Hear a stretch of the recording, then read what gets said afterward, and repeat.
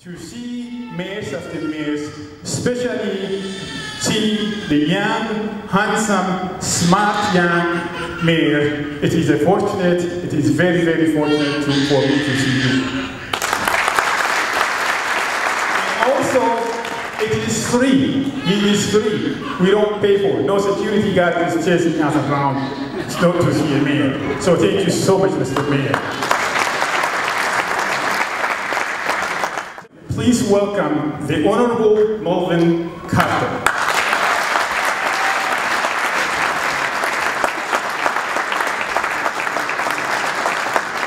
Good afternoon. It is a real honor to be here. I want to thank you for all of your work on behalf of our city and for our community and all of your work. I was really impressed. Give it up one more time for Tiger. I've got to say, he sounds like an incredibly smart, talented, and brilliant young man until he said that thing about Minneapolis. Look, we are working hard, and our promise, I know you know it because you've not only heard me say it, but I've heard you say it, that we have to build a city that works for all of us. We have to build a city that works for all of us. Right now, in our country, we can still predict a child's expected life outcomes more accurately based on her race and her zip code than we can based on how hard she works in school. And that's something that we in St. Paul are not willing to accept. Moreover, I will say that one of the things that we've learned about our community, I always introduce myself as the mayor of the most incredible city on the planet, and everybody except Tiger will know who I'm talking about when I say that. And the reason I know our city is so incredible is because I get to spend every single day talking to people inside our city. See, there are some people who think that a great city, you can tell a great city based on how tall the buildings are, or how big the population is, or anything that has to do with bricks and houses and, structures. But we know that a great city is people. And let me tell you, when I get a chance to brag on St. Paul, I'm always bragging on the people. We get a chance to talk to so many of you. What are your dreams for your children? Why did you plant your business in St. Paul? What are your hopes for your career? What are you dreaming for in this community? And it is amazing to see that St. Paul is alive and well through the dreams and ambitions of our community members. Unfortunately, we see leaders in Washington, D.C. who forget sometimes that when we have diversity, and when we have people come into our country from other places, and when we have people in our community that speak other languages, that's a great thing. We have people who forget sometimes that our diversity is our strength. But let me tell you, when I look around our city, and I see the historic African-American community that I grew up in, when I look around in our city and I see the Irish community and the Jewish community and all of our communities, and I look around our city and I see the immigrants and I see the new Americans and I see the members of our community who have come here from Asia and from Africa, and yes, when I look and see our strong and proud Oromo community right here in St. Paul,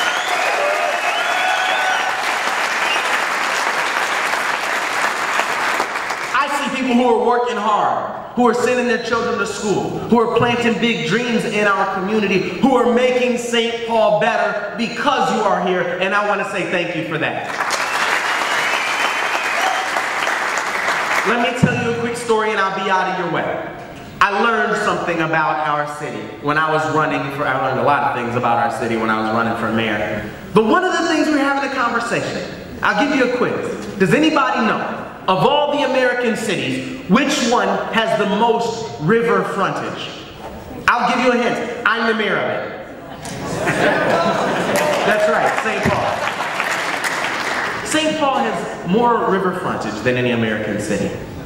And that's a good thing, because water, anywhere you've been, you can see the power of water to be an economic, to be a social, to be a cultural asset is well proven. You know what I'm talking about, right? But for some reason, St. Paul isn't a river city. If you've ever been to those river cities who really plant themselves on the water, who celebrate the water, who go to the water every chance that they get, and they build jobs and economic opportunity, and they build, you know, economic advantages for people on that basis. What do we do? For the better part of the last generation, we've mostly just built bridges to get over our river. We treat our biggest asset as though it's a problem. I started thinking about that, and you know, our diversity ends up the same way. We talk a lot about what's it gonna take to close the gaps in St. Paul? What's it gonna take to take our children who speak over 100 different languages at home and teach them English as a second language? And it's hard. We talk about how hard it is. And every time we have that conversation, we miss the opportunity to realize that our diversity, that our multilingualism, our globalism, our interculturalism in our city is what gives us everything that we need to succeed and thrive and compete on the global level. And so here's what we're doing. We're investing in what we call our cultural destination areas. This is one of the reasons Dr. Bruce Corey is in our administration working with us. And you're right, he cannot be replaced. We're investing in our cultural destination areas. We're investing in our communities. We're investing in people. We're investing we've raised the minimum wage to $15 an hour so that no one who works full-time is stuck living in poverty. We've tripled the free programs in our recreation centers and eliminated late fees in our libraries. These are all things that we're doing to ensure that St. Paul works for every single one of us. We've put $71 million into affordable housing over the next 3 years. We're very excited about that. We're charting a new course on public safety. And don't you know that we are building a plan to put $50 in the bank to start every child born in St. Paul on the pathway to college from birth with a college savings account. And you know how I know that plan is going to work? Because the person on our team who's leading that is Ikram Khalisa, a member of our Oromo community. So I just want to say thank you for your work. In my State of Our City address last month, I laid out a challenge. It's called the For St. Paul Challenge, and it's the notion that building a city that works for all of us isn't just the job of the mayor, it's all of our work. And so I'm challenging every single person to do 4 things. The first is do something, and I always challenge people to do something small and specific, something real specific, something that you can complete in the next week or so. So the first thing is do something to invest in yourself and to build your own personal capacity. The second is do something to make someone else's life, or even just a day, a little bit easier. The third is do something to either beautify, clean, or bring people together in community in a new way. And the fourth is do something to speak up. We have this divisive and hateful moment on the national and global scale. I'm challenging all of us to do something to speak up and let your voice be heard on the public scale. The reason I'm here today is because SIKKOO Mando is doing all of those things here every single day. And I appreciate your work. Thank you so much for being a teammate in this. I'm honored to be your mayor. I'm more honored to be your teammate. Thank you very much.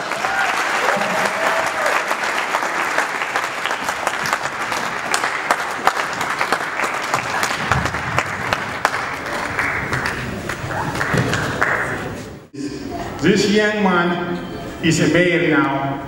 We want him to be a governor, then we want him to be the president. So I have to question that.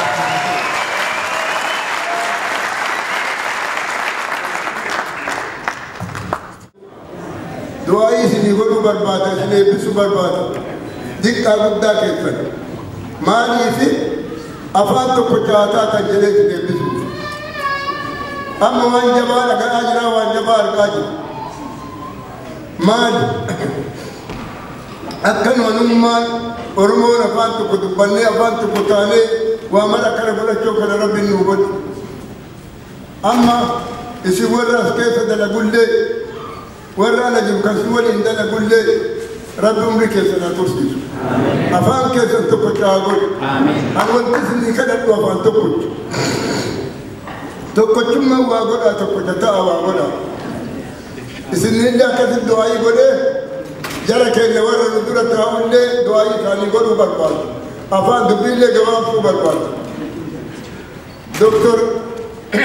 دكتوران تيجي ورا إيبات ورا رب إيبس ورا نمني إيبس يا ماچ وانgu ولا جدوم بتلي دكتور أبي يجي رب جزاء ساعة تلتو ربي وانا نيجي لك سر حاجانا نمني أفان تكو بعدي أفان تكو تانا نجاي ونقول لجده بيوفيت ليبل أتى ليبل فات ليبل ربي برتي لي إلا كمان لما نيجي أكثر جرى رب عمري نورتي هاتفسير عمري نسيهاتو لما كيف سيادة لكيش ورمو رب أفانتك وابر إثيوبيا رب أفانتك وابر أرجعني ورمو الله مثل إثيوبيا نواهدو كل مكان رب أفانتك وابر كل جابي يكنا عن المرو إبانو نجالة لا إبانو فرمانو نجالة لانكم وربي يكنا كيسة أما بلتاجي تنقل أفانتك كيسة تبكبلا ربي أفهم كيف تقول تهابر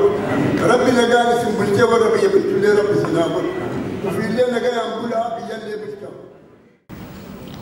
كبجمتوت مسنسوت والديا هواسا سكو مندو كبجمتوت كوريك انديستو كبجمتوت كيسموت أخماتي بغا نجان وامتش والجاي والديا سكو مندو نجان لفتني سنين جل duraan dursee saba Oromoo hegeree boruu gootota sabaa ka Oromiyaa qofa osoo hin taane Itoophiyaa fi Afrikaa sammuu bilisa baasee qeerroo fi qaarree galateeffachuu fedha. Galatoomaa.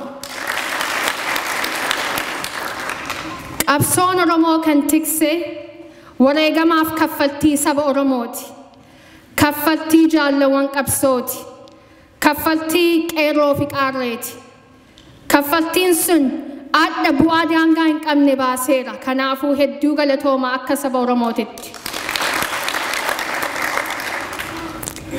Ammaan booda sabni Oromoo sirna garboonfataa cabsee Oromiyaa fi Itoophiyaa of kabaju, sabaaf sablammii kabaju, tan misoomaaf diinagdee Oromiyaa fuula addunyaa irratti jabeessitu, tan filannoo nagayaa fi siyaasaa sabaaf falmattu irratti xiyyeeffattu, tan tokkummaa uummata Oromoof sabaaf sablammii jabeessitu, tan sirna gadaa fi Oromummaan bultu malee tan sirna garboonfataa jala bultu yoomuu hin taatu. Kana kan goosise kan qabsoo saba milkeesse qabsoo Oromooti, qabsoo dubartoota Oromooti, qabsoo jaallawwan qabsooti, qabsoo qeerroo fi qaarreeti. San wal yaadachiisuu nu barbaachisa. Kanaafuu baga milkooftan sanyii koo yoomuu isiniin boona. Waldaan Sikkoo Mandoo bara 2016 ijaarame. Kaayoon isaa kaayoo qabsoo uummata Oromooti. Sun maali yoo jettan?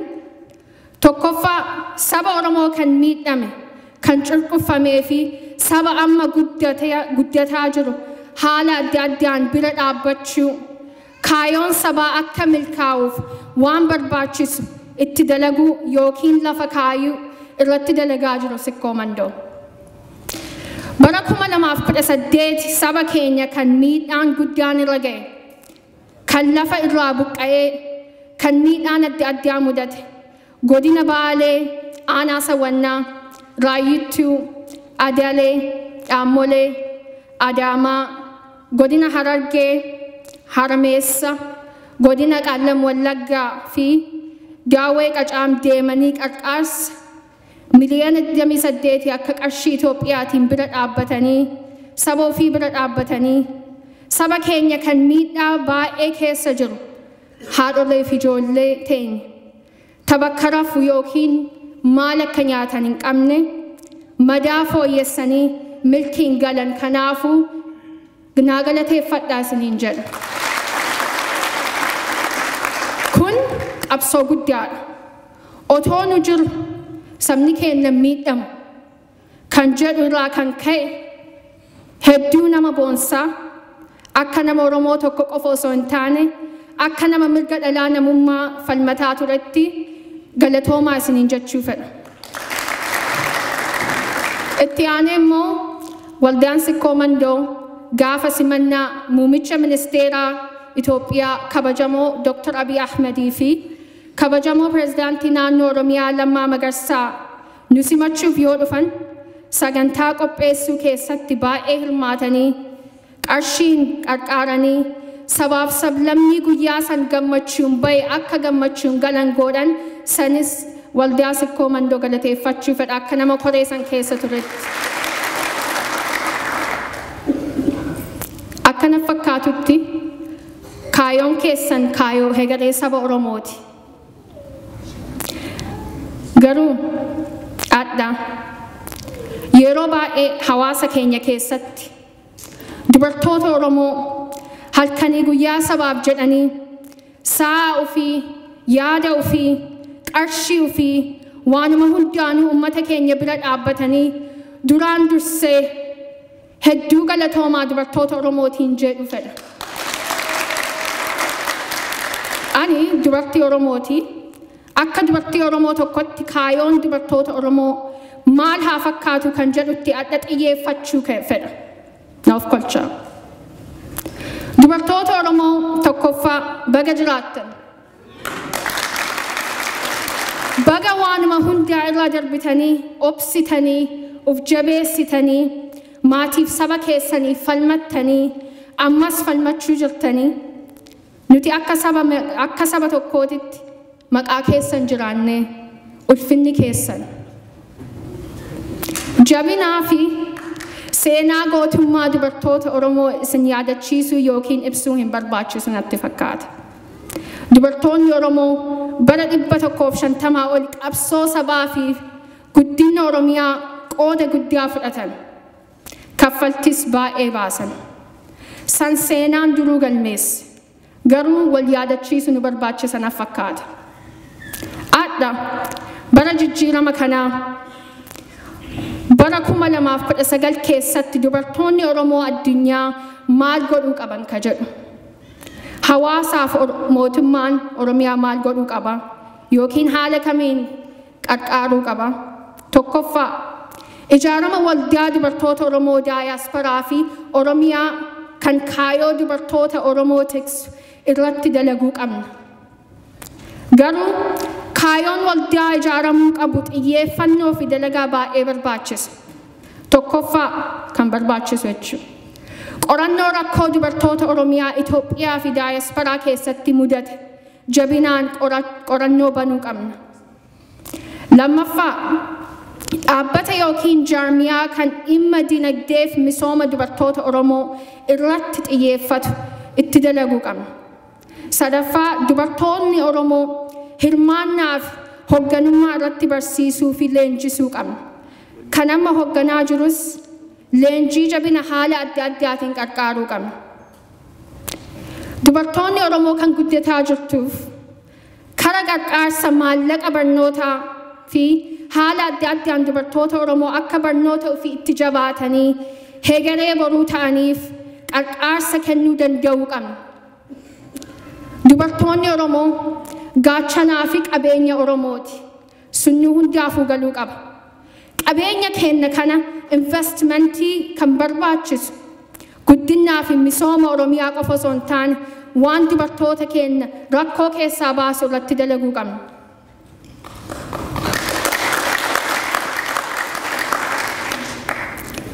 Kaayoon kun milkii ta'uuf dubartoonni Oromoo kaayoo fi abbaa itti ta'uu qaban. Sun maal fakkaata?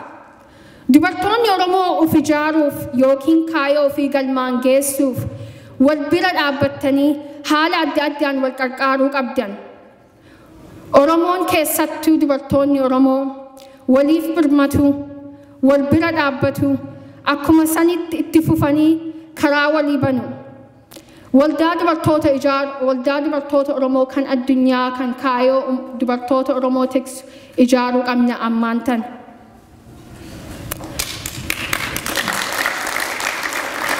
Lammaffaa leenjii hoogganummaa fi barsiisaa yookiin fooyyessaa kaayoo dubartootaa kan akka walqixxummaa hawaasaa, walqixxummaa siyaasaa, walqixxummaa dinagdee irratti fi aadaa irratti dalaguu baay'ee barbaachisaa akkuma duraan jedhe.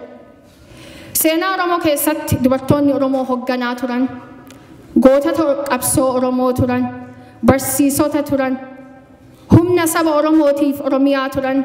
Ammas wanni nu yaaduu qabnu ammas akkasuma dubartoonni Oromoo.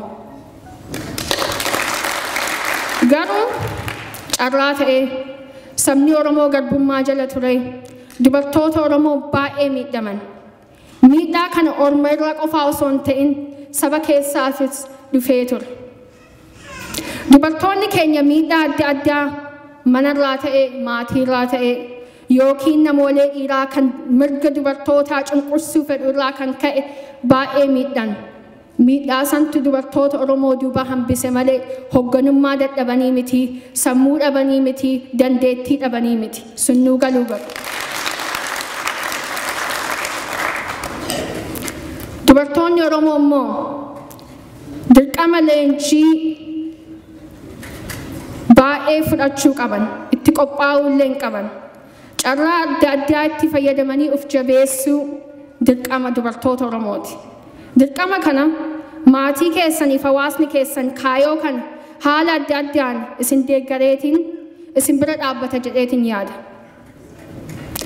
Sadaffaa dubartoonni Oromoo jijjiirama Oromiyaa Itoophiyaa keessa deemaa jiru kanatti hirmaachuu qaban. Qabsoo Itoophiyaa keessatti geggeeffamaa ture ammas geggeeffamaa jiru kana keessatti hirmaannaan qaarree fi dubartoota Oromoo fi haadholee keenyaa maqaa sanii waan milkaa'eef ammas hoogganummaa irratti dubartoonni Oromoo xiyyeeffatanii hirmaachuu qaban. Kanaafuu kaayoon dubartoota Oromoo, dhimmi dubartoota Oromoo jijjiirama kana keessatti akka dhimma dursa ta'uu qabu. Akka dhimma dursa ta'uu qabu dubartoonni Oromoof hawaasni dubartoota Oromoo kan addunyaa dhimma kana halkanii guyyaatti dalaguu qaba. Garuu abdiin kun dalagaa malee hin dhufu. Dubartoonni Oromoo haala adda addaan hawaasa keessatti hoogganuu, sagalee ofii mirkaneessuu, dhufanii afoo taa'uu, kaayoo ofii himuu, ofitti amanuu, halkanii guyyaa kaayoon dubartoota qabsoo kana keessatti katanaan dura dalagees ka'u fuuldura dhufus akka kaayoon jaraa ajandaa keessaan dhabamne itti dalaguu. Qooda fudhachuu qofa osoo hin taane dhimma kana abbaa itti ta'u santu barbaachisa jedheetiin yaada dubartoota Oromoo irraa. Abdiin an dubartoota Oromoo irraa qabu abdii dubartoota Oromoof male. Jaarraa 100 ol miidhamtanii, kaffaltii guddaa baastanii, maatiif saba keessan tiksitanii, ummataaf biyya Oromiyaa fi Itoophiyaa tiksitanii qabsoo kana galmaan geettan. Kanaafuu isin duuba taa'uun barbaachisu. Afoo dhufuu qabdan.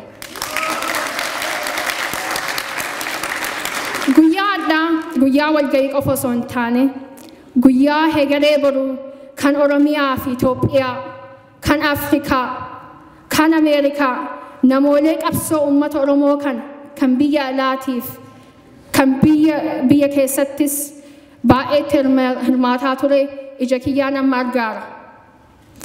Namoolee sanniin akka kaayoon qabsoo uummata Oromoo, akka kaayoon qabsoo bilisummaa uummata Itoophiyaa hundumaa walitti qabee akka kaayoo san bira dhaabbattanii akka kaayoon sun bakka ga'u irratti dalagdan shakkii takkas hin qabu.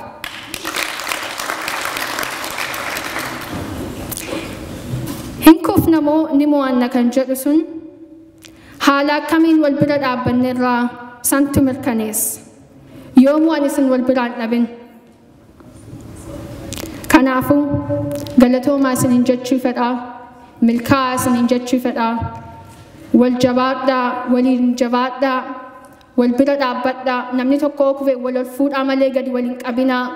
Jijjiirama kan biyyaatiis ka'asis bira dhaabbadhaa saba keessaniif dubartoota Oromoollee akka jabaattu akka bira dhaabbattan abdiin qaba. Baay'ee galatoomaa isiniin jechuu fedha.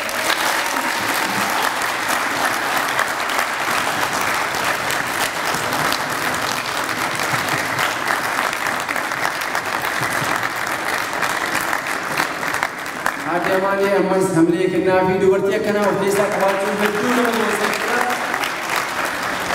awal pada sejenak. Baik, segala. Kalau tanpa kesukaan kerja berat kerana kesukaan